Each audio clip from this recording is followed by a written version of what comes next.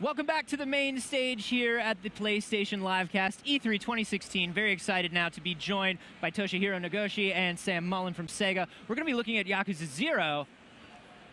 Pretty psyched for this, man. Super excited about Yakuza Zero. This is, I mean, these are some pretty insane games. Can you tell us a little bit about what we're going to be seeing in this? Because we're not watching pre-recorded footage. We're about to watch somebody play an actual demo of the game. Well, let's start out just kind of introducing what Yakuza. I'd like to ask Nagoshi-san kind of to explain what the big concept behind Yakuza Zero is. Absolutely. じゃあ名越さん、ちょっとYakuza Zeroはどういうゲームなのか説明していただけますか。もうシリーズは10年続いている日本のタイトルですけど、今回はその中でも珍しく30年前の日本が舞台になっているゲームです。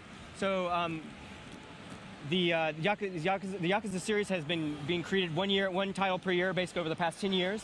But for this particular title, we're rewinding the clock back to the 80s, and it's a Yakuza game based in the 80s. That's awesome. I love it. And tell me a little about the area that we're running around in right now. この街について。はい。当時の日本はですね、結構やはり携帯電話もなかったので、いろいろこう技術的にも文化的にも違った、また今の日本とは違う、東京とは違うテイストがあってですね、それを再現するのに苦労しましたけど。So this is you know, it's Tokyo, and this is an era back when before cell phones existed. The culture was the whole everything was different about Japan, about the world at the time. Absolutely. And this is sort of Tokyo recreated in that era. You know, in the era where there were no cell phones and all the technology was different. I love it. Tell me a little bit about the combat and the brawling system we're seeing. So yeah, let me really get into the combat here. I can explain that really quickly. So the battle system is as it always is very simple. It's very easy to get into. You press square, small punches, triangles for heavy punches, circles for grabs. But the thing that's been added for this particular title is the characters can switch between 3 fighting styles on the fly. Nice. So right now you can see they switched to rush style, which is very fast. Previously he was fighting in his brawler style, which is a little bit more balanced. And he also has a beast mode that he basically picks up things and crushes people with. So. Well, that's amazing. So, and is that something that is kind of more heavily about player preference, or is that something that's going to be we choose it more based situationally? So I think it depends on the fight. Okay. That's what you're doing. Cool.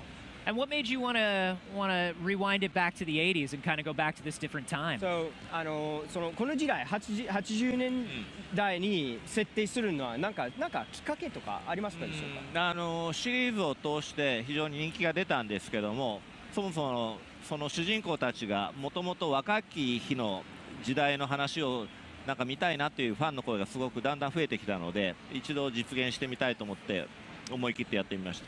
So basically, you know, they've been making games like we said for a while, but a lot of the fans started saying, "Hey, we want to see the starting stories of some of the two major characters, Kazuma Kiryu and Goro Majima." And people wanted to see what were their starting points, where did they come from, and using that as a starting point, you know, if you just wind back the clock, you end up in the 80s, and that's sort of they've worked very hard to kind of recreate that authentically as possible. It's great. So here we're in that beast mode you were talking about. Wow. I love beast mode. Yep. It's good stuff. I mean, that's great. Every situation is a little different, but it's very visceral. It's very hard. Yeah. No, and you can totally see how great beast mode is in that sort of smaller alley that he's in right there, right?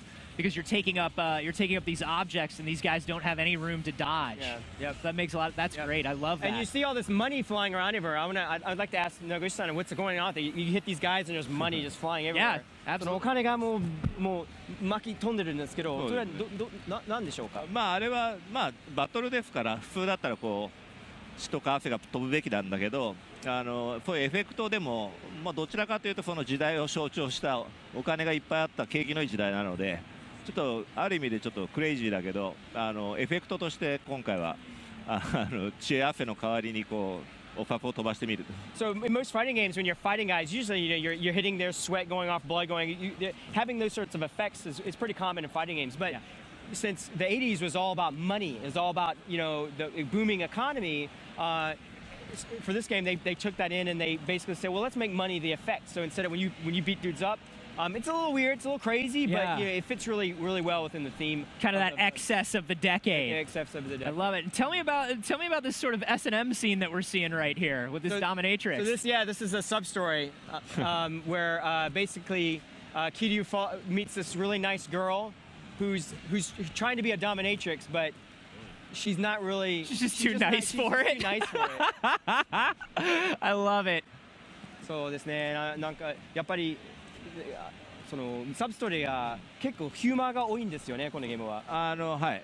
まあとにかく僕はそういうグランドストーリーも大事だけど、こういう小さい人間ドラマを積み重ねることで、この街の舞台自体がみんな好きになってもらえるのを狙ってるので、そこは効果があると思います。So, I mean, the core story of these games is very important, but it's also very important to make sure that people like the environment. They feel like the city is a living place. And so there's a lot of effort and a lot of attention that goes into creating these small little sub-stories that really flesh out the character of you know, the scene and the city itself. だから主人公、キャラクターは主人公で大事だけど、僕はその同じぐらいこの街という舞台がこの作品にとっては同じぐらいメインに大事にしているので。So the protagonist is, of course, you know, they're very important to the story, but you know, the setting and the what happens and where it's happening is also equally as important. I know you could almost say maybe the city itself is a protag. 町でもなんかちょっとカムロ町でも囚人であるという扱い。そうですね。メインの大事なI think that's something, that's always been kind of a hallmark of the series, is not just the sort of detail in the environments, but the different things you can do. You know, all the different little kind of side quests and mini games and things you can do within Tokyo and Yakuza have always kind of reflected the city really well. Can you tell us about some of the side quests and some of the mini games that we'll be taking on? やっぱりサブストーリーとかミニゲームについてなんか。そうですね、やはり僕らユーザーの声を大事にしているので、評判が良かったものは続けてさらにブラッシュアップして、評判が良くなかったものは新しいものに入れ替えてとか、そういうふうに常にユーザーの声を聞きながらミニゲームとかはアップデートしてます。So the series is very iterative. So you know, starting with the very first one over the 10 years, you know, they continue to listen to what the fans are liking, and you know they improve what's in there. Replace things that people didn't really like with new, better things. And over the course of time, yes, there's just tons of mini games. There's so much to do now. Like right here, we got what's going on here. He's going into a telephone club. Okay. You know what a telephone club is? No, tell me all about it. ナクさん、テレフォンクラブ、テレクラについてちょっと紹介していただけますか。この昔はですね、携帯電話がなかったから、こう男女の出会いがする場面も少なかったので、そういう電話でね、フリーコールでかけてくれる女の子とこうね出会う、そういうお店があったんです。So back in the day, this is back, like we said, back before there were cell phones, and it was kind of hard for men and women to meet at the time. So they had these things where basically girls would call in for free to meet guys, and this is how they would, you know, you can talk in a safe environment, and then you get you can get a date this way. So that's what he's doing. He's trying to chat up this girl on the phone, and if you get to the end of it, you can get a date. You get to go meet the girl in real life. And we're just sort of selecting what we think is the most appropriate. Yeah, there's a lot of there's one answer that's good, and all the rest of them are bad. I like how I'm a nympho is covering up the rest of the screen, so it's just kind of like, I know that's wrong. I've got to get around, but it's so hard to get around. 絶対間違えてる。わかりやすいですよね。You're just like, ちっちゃいのがやっぱりあれが正式な回答でしょう。So the point is that you have to get there's three bits of information. You got to get her to describe her body, and you get kind of a better picture of what her body looks like, and you get her to describe her face, and you get a better. 正解するとだんだんこう絵が見えてくる。You can gradually you can start to see what she looks like, and at the very end you have to ask her, "Can we meet?" Okay. You go and then you. だからガールフレンドがいるときは一緒にやらない方がいいです。Yeah, you shouldn't do this though if you have a girlfriend there. Don't play this at home if you have a girlfriend. This is an optional sub quest. Yeah. So this is cool, but this is something like you were saying, where without setting this in the 80s, there's no way to sort of show this sort of cultural touchstone That was there. なんかやっぱり当時の80、10年代ではないとこういうのがやっぱり作りませんですよね。そうですね。まあ今でもそのいろんな風俗というかそういうのはいろんなお店があるんだけど、やはりこの時はこの当時なりのその味のあるお店が多かったと思います。So yeah, I mean, even nowadays, we just there's basically establishments that do similar things in a modern way, but yes, this sort of thing is very unique to that particular time. I love that, by the way, he just accidentally picked I feel like throwing up. That did not do well for him. So the girl hung up on him. Yeah. 彼女釣れませんね。そうこうすると。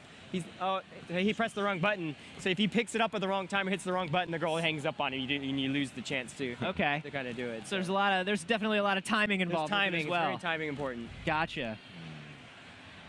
So this is cool. So what is the timeline here on Yakuza Zero as far as? So currently, Yakuza Zero is scheduled for early 2017, releasing on PlayStation 4 exclusive, and we're really excited about it. Super excited about it. That's awesome. Guys, thank you so much for bringing it by. Thank you again to Toshihiro Nagoshi and to Sam Mullen from Sega for coming and showing us this. In just a minute, we've got Titanfall, we've got Kingdom Hearts, we have so much more coming up today, so be sure to stay right here at the PlayStation Livecast.